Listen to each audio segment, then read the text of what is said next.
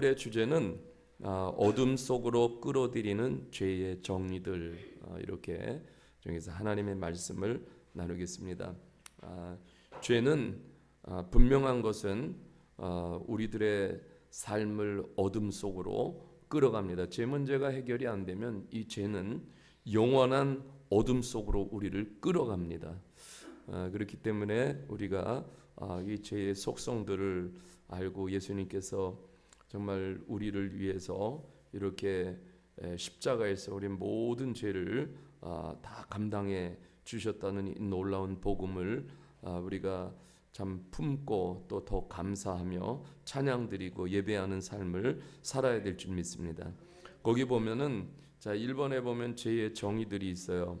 우리가 시편 51편은 다윗의 회개신데 우리는 이미 그 내용들을 잘 알고 있습니다. 다윗이 죄를 짓고도요 이렇게 거짓 평안에 빠져서 그렇게 살고 있을 때에 이 나단 선지자가 이 하나님의 음성을 듣고 그 죄의 목록을 이렇게 한 가지 한 가지를 아주 세밀하게 이렇게 지적을 합니다. 죄는 반드시 하나님과의 관계를 단절시켜요. 사귐을 끊어놓고 그래서 이 죄 문제가 해결이 안 되면은 영혼의 고통이 있습니다. 영혼의 고통이 있어요. 우리가 죄 문제가 해결할 때 영혼의 기쁨이 있습니다. 그리고 영혼의 자유가 있죠. 그런데 이 죄는 우리를 영혼의 고통으로 묶어놓습니다. 그래서 죄 문제가 해결이 되는 거예요. 근데 이 시편 51편은 회개시의 걸작이고 성령님 가마 아래서 기록된 시입니다. 다윗의 죄가 얼마나 가증한지 하나님께서 그것을 하나하나 조목조목 이렇게 말씀해 주십니다. 하나님은 죄를 정말로 미워하십니다. 그리고 이 죄라는 것은 하나님을 향한 진심도 잃어버리게 만드는 속성이 있어요. 자, 여기 보면은 이게 그 시편 51편에서 이렇게 아주 디테일하게 그렇게 이제 말씀을 하고 있는데, 자 보면은 다윗이 이제 큰 죄를 졌잖아요. 사실 뭐 살인죄까지 포함해 가지고 간음죄까지. 그러면서도 참 사탄이 주는 거짓 평안에 속아 가지고 하나님 앞에 회개하지 않을 때 나단 선지자를 하나님께서 보내셔 가지고 한 가지 한 가지 죄를 전부 조목조목 하나님께서 말씀해 주시는 거예요. 여기 보면 내 죄가가 있어요. My transgression이라고 영어로 이렇게 써 있는데 1절 3절에서 고백을 하고 있는데 내 죄가라는 것은 my transgressions라는 것은요 하나님 보실 때 그러는 거예요. 다윗아 너 선을 넘었어. 그러니까 넘지 말아야 할 영역이 있어요. 하나님의 사람으로서. 그런데 그거를 넘어버린 것을 하나님께서 지적하시는 거. 공의로우신 그 하나님 앞에서 아무리 속이려고 해도 속일 수가 없는 것이죠. 또 그 다음에 보면 내 죄악이라고 있어요. My iniquity라고 그래가지고 이것은 뭐냐면은 아주 삐뚤어지고 굽어진 상태를 이야기합니다. 그러니까 하나님이 가르쳐 주신 그러한 길을 완전히 너는 벗어났어. 하나님께서 이렇게 말씀하시는 거예요. 그 다음에 내 죄, my sins가 있어요. 그것은 너 하나님의 나의 공의로운 내 기준에서 벗어났다라는 것을 말씀하고 있고, 또 악, 이불이라는 것은 내 명령을 거역했다라고 말씀하는 것이죠. 또 죄악 중에서 출생하였습니다. brought forth in iniquity라고 이렇게 표현을 하고 있는데, 그러니까 이런 말이 자신의 이 죄악 중에 출생했다라는 것은 정말 하나님 앞에 살펴보니까 나는 온통 죄의 본성이 가득 차 있다라는 것을 하나님께서 보여주시고 고백하는 거예요. 그 다음에 죄 중에 태어났다라는 것도 똑같은 표현입니다. 이것도 죄악으로 가득 찬 자신의 본성을 이렇게 지적을 해주시는 거고, 내 죄들 my sins, 또 피 흘린 죄, 살인죄를 말하는 것이죠.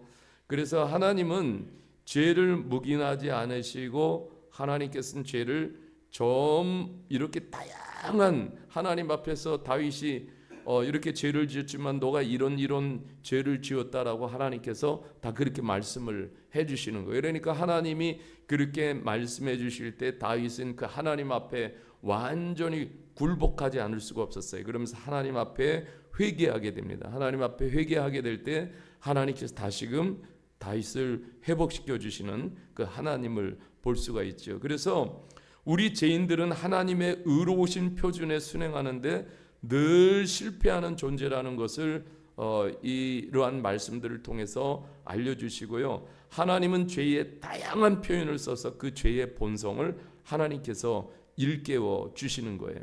죄는요, 기쁨을 죽입니다.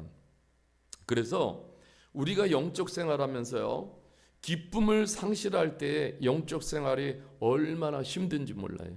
그러면 우리는 참 왜 내가 이렇게 기쁨이 없지? 근데 죄는 반드시 그 기쁨을 죽이고 기쁨을 가리우게 돼 있어요.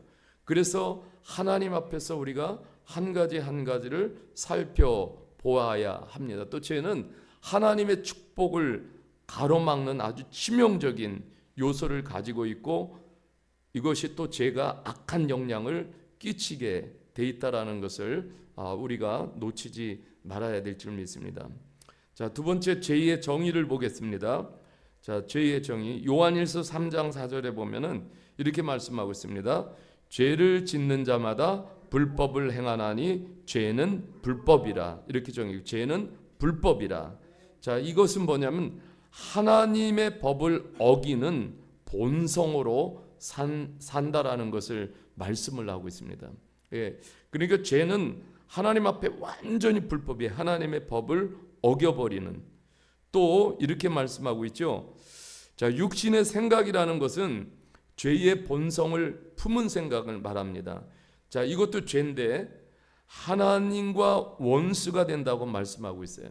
여기서 이 원수라는 것은 하나님이 목적하는 바가 있어요. 근데 그 하나님의 목적에 이르지 못하도록 그 죄는 가로막는다라는 거예요.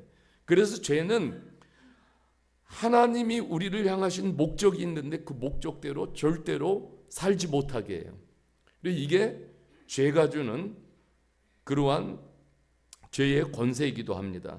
그래서 하나님의 법에 굴복하지 아니할 뿐만 아니라 할 수도 없습니다. 로마서 8장 7절에 이렇게 말씀하고 있죠. 시편 51편 4절에도 이렇게 말씀하고 있어요. 죄는 거룩하고 의로우시며 변함없이 선하신 하나님을 거스리는 일이라고 그렇게 정의를 하고 있습니다. 또 로마서 3장 20절과 로마서 1장 18절 32절에는 죄는 하나님 중심적으로 살지 않으며 하나님의 법을 거역하는 성격을 띈다라고 말씀을 하고 있어요. 이렇게 이 죄가 반관계적이라는 것은 하나님과도 반관계적인 것을 형성하게 만들고 사람들과도 죄는 반관계적인 형성을 그렇게 만들어 갑니다. 그래서 사귐이 끊어지고 그리고 극단적 외로움에 그렇게 빠지도록 죄가 그렇게 역사를 하는 것이죠. 그렇게 될 때 인간들은 하나님을 향해 깊은 적대감을 품고 하나님의 마음을 상하게 하는 짓을 하게 되는 것이에요. 인간들이 하나님을 미워할 때 하나님의 형상으로 지음받은 주위 사람들을 향해서도 본성적인 적대감을 품게 되는 것입니다.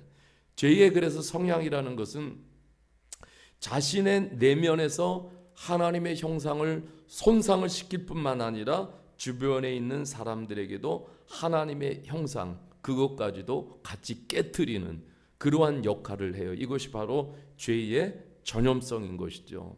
자, 그래서 참 이 죄라는 것이 참 하나님이 보실 때에 얼마나 하나님이 그 미워하시고 하나님이 보실 때에 정말 하나님 기뻐하지 않는다라는 것을 우리가 그 통해서 알 수가 있습니다. 자, 세 번째 보면은 성경에 나타나는 죄의 어휘들이 있어요. 구약에서 보면은 자, 하타 같이 합시다. 하타. 예. 실수를 범하는 것도 하타. 그다음에 그릇 행함도 하타. 관역 목표를 놓치는 것도 하타. 잘못된 길로 가는 것도 하타. 그러니까 죄는 여러 가지 의미를 품고 있어요. 단순한 mere sin이 아니에요. 이렇게 하타라는 한 단어에도 여러 가지 죄를 이렇게 포함하고 있습니다. 그래서 잠언서 19장 2절에 보면은 지식이 없는 소원은 선하지 못하고 발이 급한 사람은 잘못 가느니라. 여기서 missing the way, 이게 하타예요. 잘못 간다, 하타. 그래서 이 하타라는 뜻 안에는 영적으로 막 조급함도 하타예요. 아무 생각 없이 사는 것도 하타입니다. 이것도 다 죄에 포함되는 거예요. 아무 생각도 없어요. 우리가 하나님을 섬기는데도 또 교회 생활을 하는데도 아무 생각도 없이 그렇게 신앙생활하는 사람도 있어요. 이거는 하타예요. 하타. 네, 하타. 그 다음에 같이 합시다. 파샤가 있어요. 예, 하나님이나 다른 사람들을 거슬러 고의로 반역하는 일. 자, 성경에서는 이것을 패역이라는 단어를 사용해요. 이게 파샤예요. 파샤. 자, 뒤로 넘기겠습니다. 뒤로 넘기면은 자, 이렇게 말합니다. 자, 에스겔서 2장 3절에 내게 이르시되 인자야 내가 너를 이스라엘 자손 곧 패역한 백성. 자, 이게 파샤예요. 패역한 백성 할 때 파샤. 자, 여기엔 또 이런 뜻이 있어요. 패역한 백성 말할 때 마음이 굳어질 대로 굳어져 있는 상태. 예, 우리가 이제 영적 생활을 하면서 이렇게 보면은 이스라엘 자손과 뭐 우리도 남다를 바가 없습니다. 보면은 마음이 굉장히 하든드, 아주 이렇게 굳어져 있는 그런 사람도 있어요. 예, 이거는 뭐냐면 파샤예요. 파샤. 하나님 앞에 마음이 굳어져 있는. 그러니까 하나님은요. 자, 이스라엘 백성들 에스겔서도 보면은 그냥 그들의 마음이 완전히 하든도 굳어져 있으니까 하나님의 성령을 보내셔서 너희의 모든 굳은 마음을 제하시고 너희에게 부드러운 마음을 대체시켜 주시는 것이 성령께서 하시는 사역이에요. 마음이 굳어져 있으니까는 하나님을 전혀 느끼지 못해요. 그러니까 뭐 우리가 보면은 예배를 드리고 뭐해도 하나님을 그냥 이 이스라엘 백성들처럼 그냥 그 파샤한 상태로 와서 예배를 드리고 또 가고 그 아무것도 느끼지 못하는, 그러면서 또 하나 뜻이 있어요. 패역에 뻔뻔한 거예요. 하나님 앞에 그냥 뻔뻔한 거예요. 하나님은 이러한 것들을 간과하지 않으셔요. 그러니까 나의 패역한 백성, 나를 배반하는 자에게 보내노라. 그들과 그 조상들이 내게 범죄하여 오늘까지 이르렀나니. 여기서 하나님 말씀하시는 게 파사의 죄. 그러니까 여러분 우리가 이게 영적으로 우리가 굳어지지 않도록 우리가 늘 하나님 앞에 깨어서 영적 생활을 해야 될 줄 믿습니다. 또 겸손해야 돼. 진짜 우리는. 그 다음에 또 같이 합시다. 마을. 네, 마을이라는 이 배반, 신의가 없음을 나타내는 거예요. 자, 여기 보면은 에스겔서 17장 20절에 그 위에 내 그물을 치며 내 올무에 걸리게 하여 끌고 바벨론으로 가서 나를 반역한 그 반역을 거기에서 심판하시며, 이렇게 말씀하고 있어요. 마을. 그러니까 반역이라는 이 단어가 바로 이제 마을이에요. 자, 이게 우리가 좀 우리가 살아가면서 힘이 들고 또 어느 때는 참 영적 생활하는 게 힘이 들 때도요, 속지 마십시오. 그때도 또 하나님 앞에 힘이 들어도 깊이 뿌리를 내리면 그게 축복이 돼요. 근데 이스라엘 백성들은요 그렇게 하지 않았어요. 그러니까 하나님께서 그렇게 계속해서 반역해. 돌아와 안 들어와요. 계속 반역하니까 하나님께서 어떻게 하시냐면은 하나님이 그들을 갖다 뿌리째 뽑아가지고 그래가지고 원치 않는 어디에다 심으셔요? 바벨론에다 갖다 심으셔요. 참 이것은 하나님이 그냥 재앙을 주시는 거예요. 하나님의 심판이에요. 예, 뭐 정말 이런 일이 우리들의 영적인 삶 가운데 있어서는 안 되잖아요. 하나님이, 그죠? 그래서 우리가 오늘도 하나님 앞에 힘이 들어도 깊이 뿌리를 내리는 것이 이것이 하나님의 축복이라는 것을 우리가 기억해야 될 줄 믿습니다. 또 같이 해봅시다. 토에바. 토에바, 이것은 아주 역겨운 일 또는 하나님이나 주위 사람들에게 끔찍하게 싫어하는 일을 나타낼 때 쓰이는 거예요. 토에바, 토에바. 자, 신명기 17장 1절을 같이 읽어보겠습니다. 시작. 흠이나 악질이 있는 소와 양은 아무것도 내 하나님 여호와께 드리지 말지니 이 내 하나님 앞에 가증한 것이 됩니다. 이는인데 는이 빠졌습니다. 자, 신명기 17장 1절에서 흠이나 악질이 있는, 여기 할 때 이게 토에바예요. 토에바. 그러니까 하나님 앞에 흠이 없고 이러한 것들을 하나님 앞에 드려야 되는데 개념이 없어진 거예요. 그러니까 이게 뭐냐면 하나님 앞에 민감하지 못하니까 그냥 대충 흠 있는 것도 그냥 하나님 앞에 갖다가 이제 막 드리는 거예요. 근데 여기서 또 가증한이라는 것도 이게 토에바예요. 토에바, 가증한. 자, 그래서 하나님이 이러한 것들을 보면은 하나님이 역겨워하신다라는 거예요. 하나님이 역겨워하신다.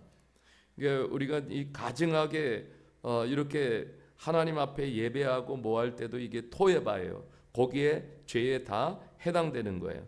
또 레위기서 18장 22절에 같이 한번 읽어보겠습니다. 시작. 너는 여자와 동침함 같이 남자와 동침하지 말라. 이는 가증한 일이니라. 이것도 토에바예요. 동성애, 그죠? 네, 토에바. 하나님께서 이러한 죄를 아주 역겹게 여기신다라는 것을 우리가 알 수가 있습니다. 예, 그 다음에 또 같이 합시다. 아온. 아온. 자, 예, 죄악인데 이니코토우스라는 이렇게 쓰이는데 구약에서 한 200회 이상 쓰이는 단어입니다. 아온은.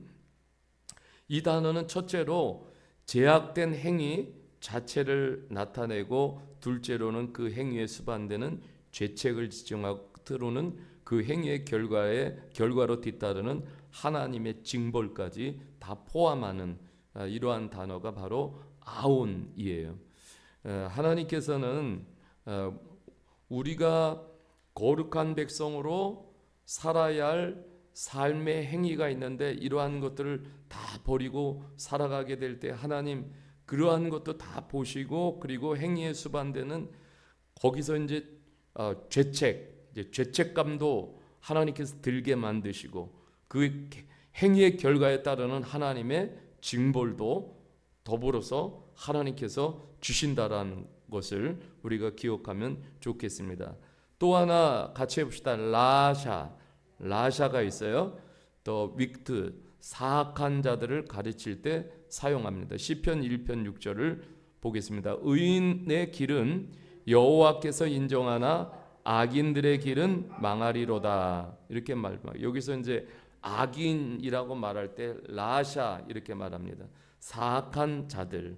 이 악인이라는 것은 뭐냐면은 하나님께 등을 돌리고 사는 것을 말하는 거예요. 하나님께 등 돌리고 사는 거.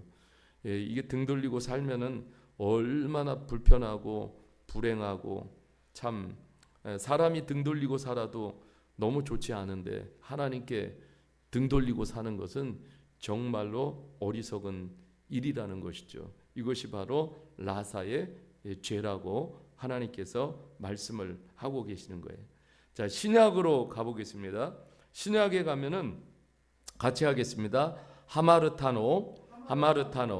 자, 이거 죄를 범하다 commit, sin이고 또 죄악된 sinful로 사용되는 단어인데, 자, 이 단어가요 성경에서 신약에서 가장 많이 나오는 단어예요. 자, 바울 사도는 서신서에서 100번을 언급하고 있고 로마서에는 60번 가량 언급하고 있어요. 하마르타노. 자, 이 죄는 이 하마르타노는요 관역에서 빗나가는 것을 말해요. 저 관역이 있는데 관역을 맞추지 못하고 다 빗나가. 그러니까 여기서 단순한 실수 정도가 아니라 하나님의 법을 향한 심각한 반역이며 일탈이라는 점을 강조하는 단어가 하마르타노예요. 하마르타노.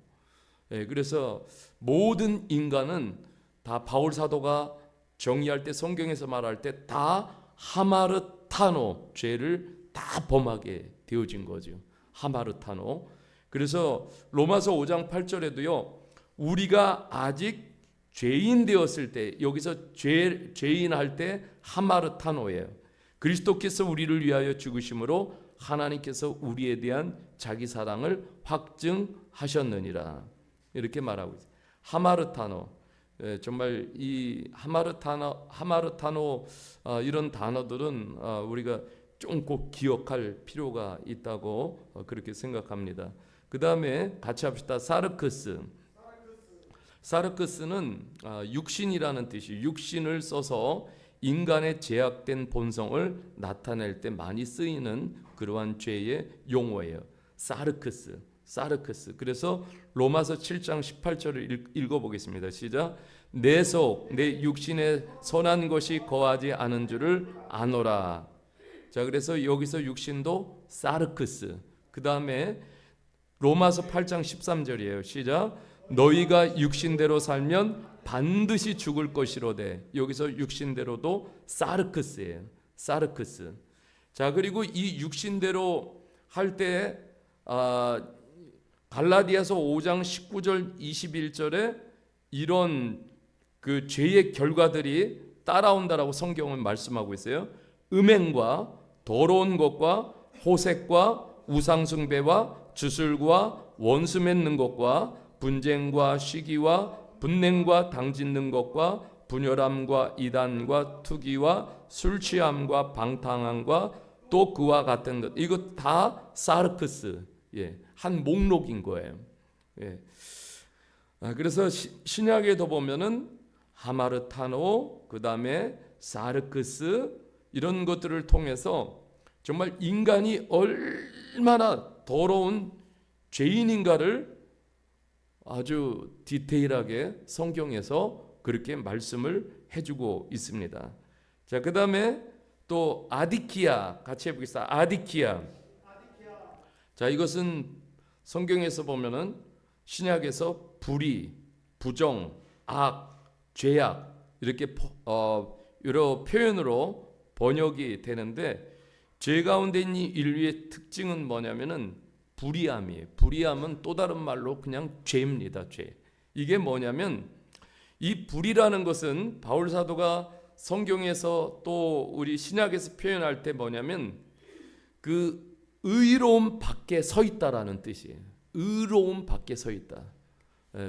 이제 예수 그리스도가 의로우신 분이잖아요. 근데 그 밖에 서 있는 것은 다 불의함에 해당되는 거예요. 네, 그렇게 이해하면 좋겠습니다. 그러면은 이 불의함은 반드시 뭐냐면 하나님의 진노를 이끌고 오게 돼 있어요. 그러니까 참 이 죄라는 것이 결과적으로 얼마나 무서운 것인가를 깨닫게 될 때 우리는 그 예수님의 십자가의 은혜가 너무 크다라는 것을 감사하고 찬양하지 않을 수가 없는 것이죠. 그것이 불의함이 되는 이유는 오직 하나님이 의로우신 분이기 때문에 그렇습니다. 죄는 궁극적으로 하나님을 거스리는 일이기 때문에 반드시 그에 대한 심판이 있게 되고 보응이 있게 되는 것입니다. 자, 그 다음에 그 옆으로 가면은 신약에서 더러움도 죄의 개념을 포함하고 있습니다. 더러움. 자, 같이 에베소서 5장 3절을 읽겠습니다. 시작. 음행과 온갖 더러운 것과 탐욕은 너희 중에서 그 이름조차 부르지 말라. 이는 성도에게 마땅한 바니라. 음행과 온갖 표현하고 있어요. 더러운 것들. 이것은 다 한마디로 말해서 죄라는 것을 말씀을 하고 있어요. 이름조차도 부르지 말라는 거예요. 이는 성도에게 마땅한 바니라. 이렇게 말씀을 하고 있습니다. 자, 그래서 적용을 하면은요, 이 죄인들의 특성을 성경이 묘사할 때 우리 인간들의 단순한 죄인, 미어 시너의 수준에 그치지 않는다라는 게 더 포괄적이에요. 더 깊이 있게 성경은 죄를 다루고 있습니다.